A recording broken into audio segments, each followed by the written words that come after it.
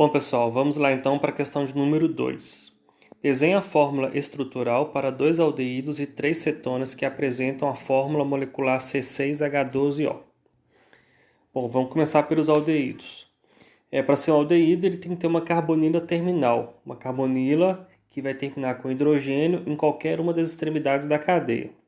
Então aqui temos uma carbonila terminal, a gente coloca os demais carbonos, 5 carbonos, completa com hidrogênio. Então, aqui uma outra representação com a fórmula estrutural condensada. A carbonila terminal, os 5 carbonos com os hidrogênios condensados. Para a gente dar nome a esse composto, vamos aproveitar para a gente praticar. São 6 átomos de carbonos na cadeia principal. 6 é X. AN só tem ligações simples entre carbonos. AL, terminação de aldeído. Então, esse aqui é o nome do nosso primeiro composto, hexanal. Vamos para o segundo aldeído. Aqui a gente tem a carbonila terminal, completa com 4 carbonos. A gente coloca uma ramificação metil no carbono número 2. Isso é um exemplo que a gente pode fazer. Poderia colocar no carbono número 3 também. Completa o restante com hidrogênio. A carbonila terminal, o resto da cadeia carbônica. E o grupamento metil, a ramificação aí no carbono de número 2. Lembrando que poderia ser no carbono número 3 e até mesmo no carbono de número 4. Para a gente dar nome ao composto, a cadeia principal vai ter 5 carbonos. Vai ter o CH3, que é uma ramificação chamada de metil. Então vai ser 2-metil, porque a ramificação está no carbono número 2. Pente, porque são 5 carbonos. AN são ligações simples entre carbonos. E AL de aldeído. Então o nome do composto vai ser 2-metilpentanal. Então o terceiro composto vai ser uma cetona. Para ser uma cetona eu vou ter que ter uma carbonila entre carbonos. Então eu coloquei uma carbonila aqui. De um lado eu tenho carbono, do outro lado também tenho carbono. Então coloquei aqui os meus 6 carbonos. Completei com os hidrogênios. Vamos para a fórmula condensada. Coloquei um CH3 e completei o resto da cadeia com meus carbonos. Aqui eu tenho a cadeia principal, que tem 6 átomos de carbono. 6 é X. AN, ligações simples entre carbonos. 2, porque a carbonila está no carbono de número 2.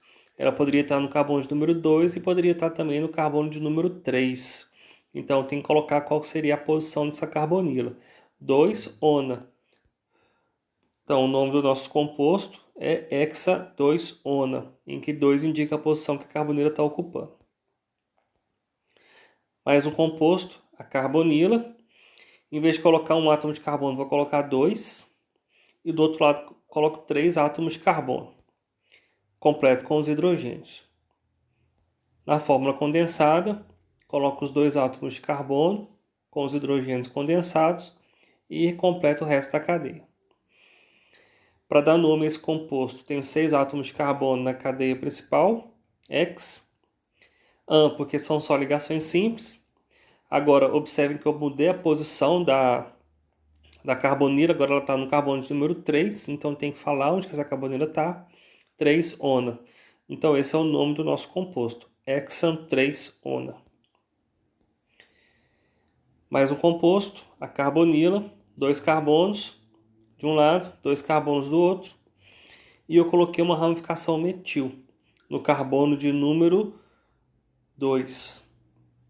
Completo o restante com hidrogênio. Na fórmula condensada, 2 carbonos embaixo, 2 carbonos do outro lado. Coloquei minha ramificação metil. Para a gente dar nome a esse composto, eu começo pela extremidade mais próxima da ramificação.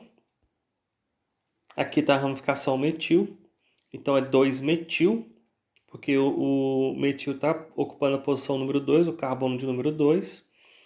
Pente, AN, que só tem ligações simples. 3-ona, porque o carbono está ocupando a posição de número 3. A carbonila, desculpa, está ocupando a posição de número 3. Então esse é o nome do nosso composto, 2-metilpentan 3-ona. Uma coisa interessante entre esses compostos, vou dar um spoiler para vocês aqui de uma matéria que a gente vê geralmente no final do curso, mas vamos aproveitar o tempo.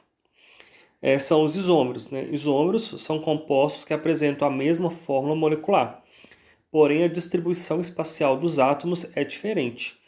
Então, esses compostos que a gente representou, todos apresentam a mesma quantidade de átomos de carbono, hidrogênio e oxigênio. Ou seja, tem a mesma fórmula molecular. Então, para a gente identificar que dois compostos são isômeros, basta contar a quantidade de átomos. Se a quantidade de átomos em algum for diferente, o composto já não é isômero mais. Com isso, a gente mata muitas questões aí de vestibulares, do Enem, que geralmente associa dois compostos que são isômeros, mas às vezes a quantidade de oxigênio deles já é diferente, então não precisa nem contar o resto dos elementos, porque os dois compostos já não serão mais isômeros. Então, falou isômeros, tem que ter a mesma forma molecular. E especificamente, aqui a gente tem um aldeído, aqui a gente tem um outro aldeído. O primeiro aldeído é de cadeia normal, né, não apresenta ramificação. O segundo aldeído é de uma cadeia ramificada, porque ela apresenta um CH3, um grupo metil. Então, entre esses dois aldeídos, a gente fala que existe uma isomeria de cadeia, porque um aldeído é de cadeia normal, o outro aldeído é de cadeia ramificada. Aqui a gente vai ter 3 cetonas, que pertencem a uma outra função química. Entre essas duas primeiras cetonas, a gente vai ter uma isomeria de posição, que muda, na verdade, na carbonila. No primeiro composto eu tenho uma carbonila com CH3 só. No segundo composto eu tenho uma carbonila com CH2 e com CH3. Eu só fiz uma modificação da posição da carbonila. O primeiro, a carbonila está no carbono de número 2. A segunda, a carbonila está no carbono de número 3. Então a gente fala que essa é uma isomeria de posição.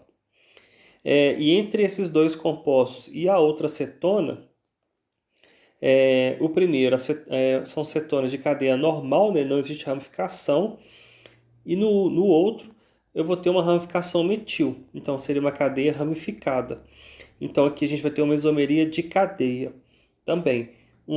As duas primeiras são cetonas de cadeia normal, a outra é uma cetona de cadeia ramificada. Então a gente fala que é uma isomeria de cadeia também. Agora, já entre os compostos de cima, os aldeídos e as cetonas, existe uma diferença na função. Então, são compostos que apresentam funções químicas diferentes. Então, eles apresentam a mesma fórmula molecular, porém, a partir da distribuição dos átomos, eles vão ter fórmulas químicas diferentes. Isso a gente chama que é uma isomeria de função. Ou seja, são compostos que apresentam a mesma fórmula molecular, que é a identificação de isômeros, porém, nesse caso, eles pertencem a funções químicas diferentes. Um pertence à função química aldeído e os outros pertencem à função química cetona. É isso.